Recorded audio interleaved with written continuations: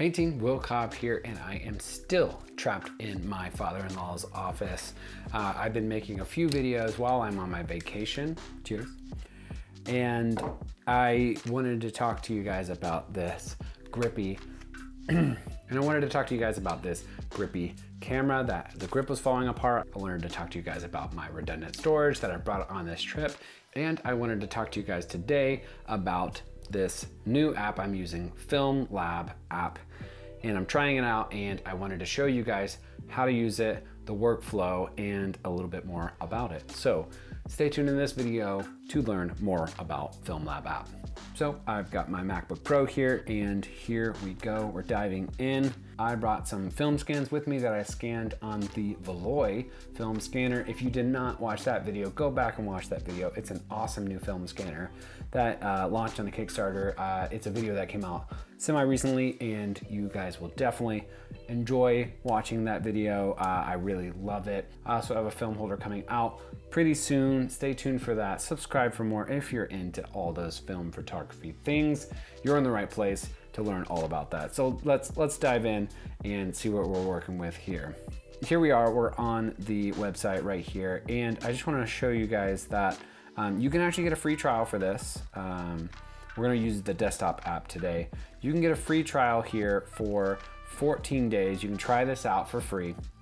And it's on Windows and Mac. It's pretty great. If you decide that you like it, you can come over to this pricing tab, and for $6.99 a month, so $83 annually, that's a month-to-month subscription, or you can come over for $40 a year, which looks like it's a sale right now at the time of this recording, and you can get this app for a really low amount. Now, breaking that down with a comparison of like Negative Lab Pro, which is $100 one-time fee, it's a little different. I mean, if you were gonna do this, it would take a few years to match that, but Negative Lab Pro is always updating, and it's a little bit different to use. It's built into as a plugin for Lightroom, and for this, it is its own standalone app, and they are different. Negative Lab Pro has a lot more features and tweaking.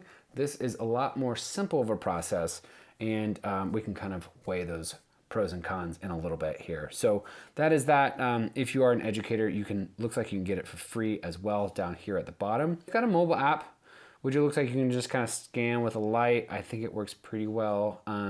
It's free to install the mobile version on their mobile page, and they do mention the Pixelator film holder in this. And I think this is the app that Pixelator is working with to make the Pixelator a really easy, simple solution for you to scan your negatives at home. I did a video on the Pixelator. You can go check that out on my channel. I'll put the link below, maybe above too. And you can check that out as well. If you didn't have anything else and you had this, you could use your phone with a free app and get going with the Pixelator. The Pixelator was like under 50 bucks. Amazing film holder. And it looks like right here, Film Lab 2.0 is coming soon, launching in December 2020. It either is behind or it is 2.0. I'm not too sure with the branding there. But so what you're going to do is you're coming over to Film Lab Desktop, and you're going to come down and download for Windows. It will download down here at the bottom. I already have it downloaded. I'm going to open it up. It's going to install on my computer. Standard installation process there. If you need help installing some stuff, definitely hit me up. But you just install the Film Lab. And then we're going to come and we're going to open the app. Cute little icon here. So once you have Film Lab opened, very simple interface on here. We're going to come up here to File, Open File. And we're going to navigate to my desktop where I have my Veloy scans.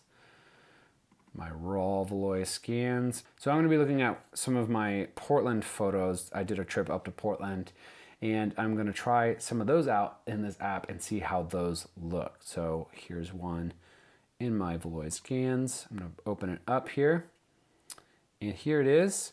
Now on the right side here, we have all of our adjustments, which there's not very many. And again, this is a simple app. This is an app to kind of get you going in the right direction.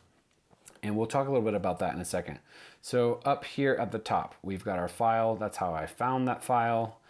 I can go forward and backwards if I had more than one, which I do. So it's pulling from that folder I just opened up. And I think I can play a slideshow with this button. What happens if I click that button? So I can zoom in with these zoom in and zoom out tools. I can rotate it just one direction. I can flip the image, which is cool if I scanned it backwards. And I can also click this button to download it. We're not ready to download it yet. So up here it tells me about my free trial. Let's go ahead and make this full screen here. I am looking at a color negative. I can switch this over to a variable contrast black and white and a color positive, maybe if I was working with slide film. So here we go. We're on color negative. We've got negative film.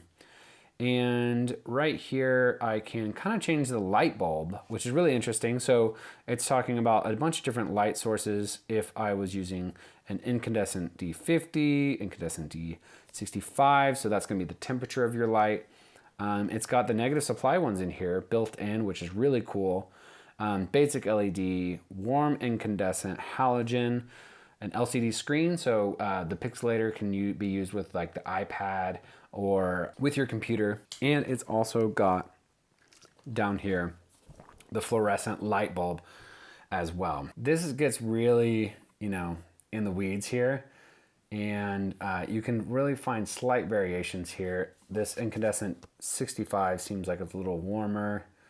Into the negative supply stuff. You can really start dialing this in. It looks like the 65 is a little warmer.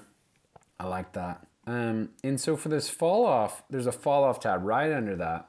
And you can look here for information on that. Fall off calibration is used to correct for vignetting and uneven illumination. So that's a pretty cool little feature. I can click that on, unclick that off. I don't think it's really messing with my image right now, so I'm not going to use that. So then here's our adjustments. Very few adjustments, but it's kind of what you need to get a basic image going here. So the biggest one is moving our exposure time up and down. And having the color balance on auto seems to really do a good job, except for sometimes it likes to change a little too drastically. And the auto exposure time works pretty well as well. So let me turn it off. I like my images a little brighter. And this is actually looking really good already. But let me play around and go a little brighter. It was a little cool, a little darker. It's kind of the foreground's a little too dark. So I'm gonna go about right there. And actually, I'm gonna take off the color balance here and go a little warmer. I like my images a little warmer, but you see that's still too much. It's actually doing a pretty good job color balancing here.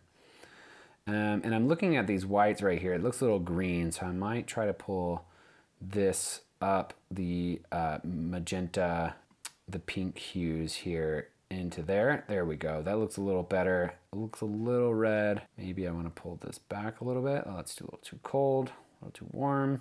About right there. And then you can come down to presentation, which is our brightness and our contrast. So I can bump up the brightness. It looks like it's more so affecting the highlights there. And so maybe I want those up a little bit and a little less contrast, and a little more contrast. See, a little too much contrast looks a little crazy for film. So this is actually doing a pretty good job on auto on those. I think I like that. I'm gonna bump the exposure time up just a little bit more. Now that I've dialed everything else in, maybe I want to bring back a little warmth with that. Ooh, a little too much. So there we go. That looks pretty good. And then down here, we've got our output settings. I can export as a JPEG if I'm just done with this image, a TIFF, and a big TIFF, 16-bit sRGB TIFF. And then I can change the folder as well. So maybe I just want to put it in the same folder. I don't know. So here is the one issue I've been having with this software is there's no crop. I don't know if this is coming in the future. I've checked the file, image, rotate, flip, next, previous. It's all the things that we already have. I cannot find a crop button. If they just put a crop button in here, this would be top to bottom done. But for some reason, it's giving me these huge white bars on the side, which wasn't in my scan or on the photo. And when I export this image, we'll export it right now. And here's that image I just exported. It has the white bars, and I do not know why they would export that way. It doesn't make any sense. So on my Mac, I can come in and I can edit this, and I can edit this, and I can crop it this way.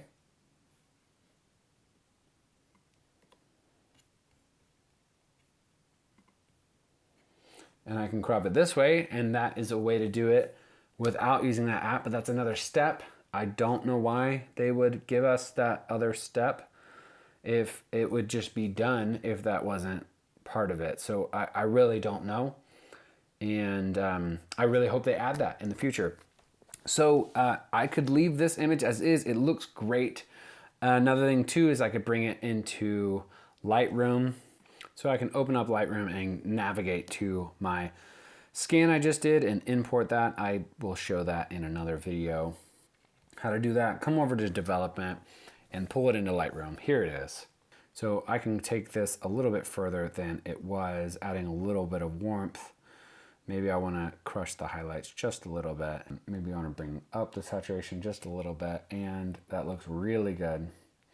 And I think it resolved very well. If I wanted to come into Lightroom, I should have done the TIFF version. This is the JPEG, but really I just wanted to make a couple slight adjustments. So if I wanted a little bit more adjustments, I could have easily brought this in the Lightroom. But as a basic adjusting thing, I think that program is really good. So we're gonna open up Film Lab for another image here and kind of check out what we got here. Kind of a minimalist image here. My scan was a little off here, but it still looks pretty good. This one needs, let's switch it back to auto here. I'm gonna adjust the exposure time a little bit to find that sweet spot. It's looking a little too warm. I'm gonna bring that down and try to dial that green back a little bit, adding a little pink in there. I'm gonna try the fall off on this one. Okay, not too much. Bring up my brightness, bring down my brightness, so that these highlights right here are kind of coming in, and mess with that a little more contrast. Yeah, that looks great. All right, I'm gonna switch this to a TIFF, and then let's export this one. There it is. So because I brought it in Lightroom before cropping, I can crop it here. Let's bring it to a 4:3. Crop. Bring it down a little bit. All right, and there's this one. I think it looks really good. Let's bring a little warmth maybe back into it. Bring down the exposure, bring down the highlights just a little bit. And I'm seeing a little bit of green right here. Actually, let's try the white balance, see how that goes. Doesn't work every time that well. There we go. That looks pretty good, but it still looks a little green right there. That might just be what it is. Adding a little pink really makes that look a lot better. So that's cool. I like that. I like that really well. Yes, I dig it. All right, let's look at one more before we go here. All right, let's look at one of my favorite ones from a wedding I just shot. And I will show you a little bit what this looks like with portraiture. So this is one of the ones I like a lot with my weddings. I just flipped it right there. And so let's dial this in a little bit. It needs to come down a little bit. A little bit of warmth. Dial in these pinks a little bit. Bring that back in a little bit. A little bit of warmth there. Play with the exposure. A little lower exposure. Yeah. There we go. That skin tone's looking good. I'm trying to really look at that skin tone in the gentleman in this image. Trying to dial these in. It's a balancing game for sure. And sometimes I just really can't get it in this app. But it's a great starting point. I mean, really, this looks really good right now. I'm really satisfied with it already. I think it converts the initial conversion a little better than Negative Lab Pro sometimes. Oh, I really like that. There we go. I nailed that. Okay. So I really love this image. So here is this one in Lightroom. Obviously, we need to go ahead and crop her down. And you can see a little bit of bowing. That's actually from the lens I used to scan this image. Let's deal with that before we move a little further. I'm going to come down on the right side here. This lens correction, distortion, I can adjust that pillowing by going to the right just a little bit. Okay, now that that's adjusted, I can come in, crop this, and stay with me here, guys. I am gonna do a Lightroom tutorial eventually for you guys, but right now I won't be. So there it is. I think that looks really good right now. Let's do a couple things to bring it back to life. So I'm gonna add just a touch of warmth. Crush those highlights just a little bit. I'm gonna play around with a couple of these other settings just to kind of get it where I want it. Maybe bring in some of that contrast back in there. Bring down the saturation because it is a little bit too much in his face, but that looks really good. Look at that. And I don't normally get out some of the dust particles from my personal scanning, but something like a hair, I will get rid of. So sniper that little hair. There we go. So I will get rid of that kind of stuff. And sometimes if it's on a dress, I'll get rid of that. So I think that's a great image, and that was really mostly from the app. So kudos to Film Lab app. I think that was really great. I did some slight tweaking in Lightroom, but it got to a point where I really dig it. And I think the client's gonna be happy with this too. So my final thoughts on the Film Lab app is that it is actually a very powerful app in disguise. I think it converts very well. The only thing I really wish they did was the cropping. I don't know why it doesn't have cropping in it. Maybe it has cropping. If you think that it has cropping or know that it has cropping, message me down below or hit me up on Instagram and be like, hey, Will, there's cropping. And I'll type that in the bottom and be like, hey, there's cropping. If there's not cropping, that's definitely something that needs to be worked out. Because I actually think that the process using this app is a faster process than Negative Lab Pro.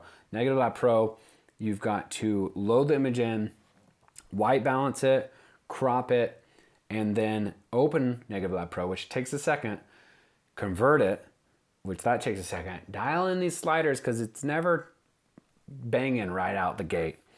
Dial in those sliders, and then sometimes you can't get it right with those sliders. And then you need to make a copy of that image and then edit that in Lightroom as well. It's actually a pretty taxing process.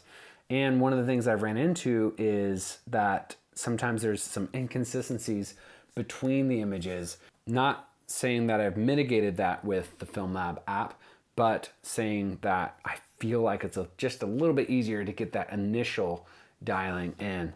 And that's really what I want out of a film conversion software. I don't necessarily need to dial in everything else because I do have some skills in Lightroom to kind of get it to where I want it to get. I would just like for it to just go ahead and flip the image for me from negative to positive and look fairly okay. And then I can get it the rest of the way. Now, I've talked about on this channel if editing your images is real or fake, and you can go check that video out. I'll link it below. It might be tagged above. And it is definitely a debate in the film photography world, but I really think that trying to get your film into a beautiful and lovely package that still honors the film is really important. And I think that the Film Lab app is a great app for you. Price-wise, I think it's comparable to Negative Lab. Technically, it'd be more expensive over time, but that would hopefully do updates as well with the Film Lab app, I would hope. And then you also get the phone app. I think that's a cool feature to have with it as well. It really comes down to workflow and what you like out of your workflow. Whether it's either of these apps, I'm gonna hopefully be covering more apps in the future. So I really dig Film Lab.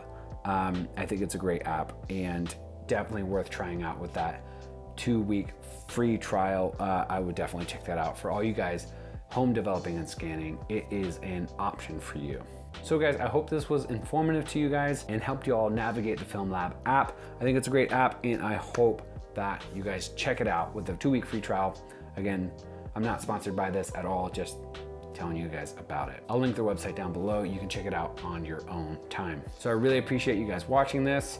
This is the last video trapped in this office, and I will see you guys back in California after this video. Thanks for watching, thanks for being here, and make sure to hit that subscribe button, hit the little bell to get all the notifications, comment down below, tell me your story, hit me up on Instagram and all those things. And like this video. Should you like this video? You should. I really appreciate all of you guys, and stay tuned for the next video. Peace.